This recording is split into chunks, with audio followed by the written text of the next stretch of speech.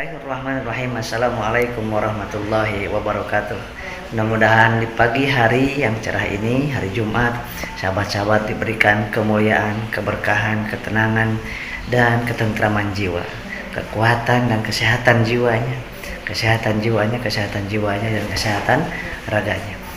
Oke, sahabat-sahabat yang dimuliakan Allah Subhanahu wa taala, tidak ada rasa yang paling indah kecuali rasa merasakan ketenangan, dan tidak akan merasakan ketenangan kecuali hati kita senantiasa mendekat dan merasakan kehadiran Allah di mana saja, kapan saja, sedang apa saja. Sahabat-sahabat, jadi ketenangan atau kebahagiaan, ketentraman itu hanya hadir di dalam hati kita yang senantiasa menyebut asmanya, melihat apapun teringat asma Allah, mendengar apapun teringat asma Allah, merasakan apapun teringat Allah Subhanahu wa taala.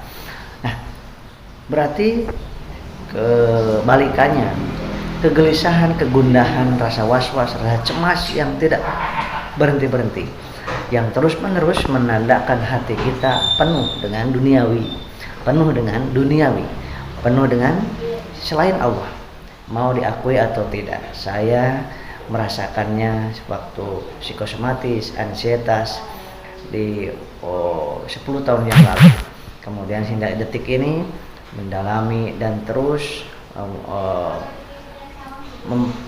mendalami dan melakukan terapi-terapi tentang psikosomatis. Maka dari itu, satu hal yang paling penting dalam kehidupan pemulihan psikosomatis ini adalah ketentraman, ketenangan jiwa yang akan hadir ketika kita merasakan, dilihat, disaksikan oleh Allah Subhanahu wa taala, diurus oleh Allah Subhanahu wa taala. Nah, kemudian kegelisahan, kegundahan tersebut itu selalu akan hadir ketika kita merasakan jauh dari Allah Subhanahu wa taala, merasa jauh, merasa bergantung dan berharap kepada selain Allah, bergantung kepada obat, bergantung kepada terapis, bergantung kepada dokter, bergantung kepada rumah sakit, bergantung kepada UGD, tapi jiwanya hilang Allahnya. Kita wajib ikhtiar ke dokter, terapis, obat, herbal, dan lain sebagainya. Itu kita diwajibkan untuk berikhtiar. Kemudian yang jangan sampai lupa adalah gulanya harus cukup, glukosanya sebagai tenaga dan dalam tubuh kita. Kemudian air putihnya harus cukup, 70% harus lebih dari 70%. Kemudian yang ketiga adalah karbohidrat harus cukup untuk tenaga dalam tubuh kita. Hanya itu yang kita jaga. Selain itu, jiwanya yang kita jaga agar senantiasa merasakan dekat dengan Allah, dilihat, disaksikan, diurus, diperhatikan oleh Allah Subhanahu wa taala.